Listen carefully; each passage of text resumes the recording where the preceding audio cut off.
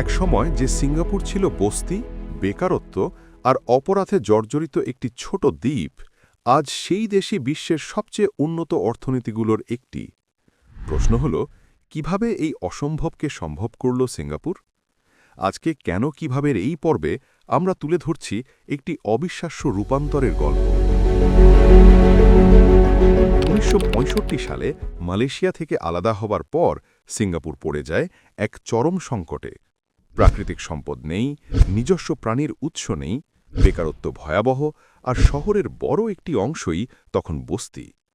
আন্তর্জাতিক বিশ্লেষকরা তখন বলেছিলেন, সিঙ্গাপুর একটি ব্যর্থ রাষ্ট্রে পরিণত হবে, কিন্তু বাস্তবতা হয়েছে সম্পূর্ণ ভিন্ন। সেই সময় দেশটির দায়িত্ব নেন প্রধানমন্ত্রী লি কুয়ান ইউ। তিনি ঘোষণা দেন দুর্নীতির বিরুদ্ধে শূন্য সহনশীলতা। ফলে অল্প সময়ের মধ্যেই সিঙ্গাপুর পায় একটি স্বচ্ছ প্রশাসনিক কাঠামো। দুর্নীতিমুক্ত পরিবেশ নিশ্চিত হতেই বিদেশি বিনিয়োগকারীদের আস্থা বাড়তে থাকে। সিঙ্গাপুর নিজেকে গড়ে তোলে একটি আন্তর্জাতিক বাণিজ্য ও ফাইন্যান্স হাব হিসাবে। আজ বিশ্বের শীর্ষস্থানীয় বহু কোম্পানির এশিয়া সদর দপ্তর সিঙ্গাপুরে। সরকার বুঝেছিল, প্রাকৃতিক সম্পদ না থাকলেও মানব সম্পদই হতে পারে সবচেয়ে বড় শক্তি। ইংরেজিকে কর্মক্ষেত্রের ভাষা হিসাবে প্রতিষ্ঠা করা হয়, কারিগরি ও প্রযুক্তি শিক্ষায় ব্যাপক বিনিয়োগ করা হয়।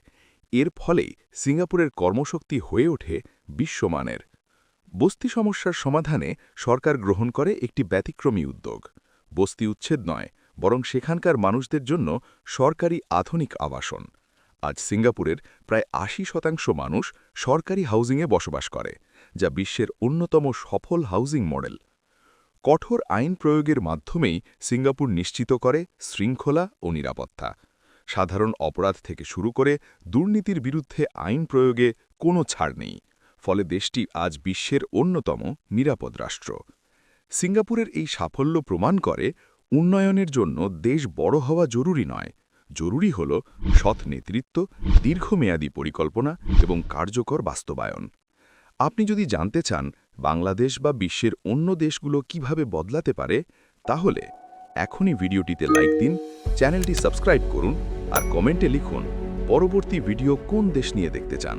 কারণ ইতিহাস বদলায়, যারা শেখে তারাই ভবিষ্যৎ করে।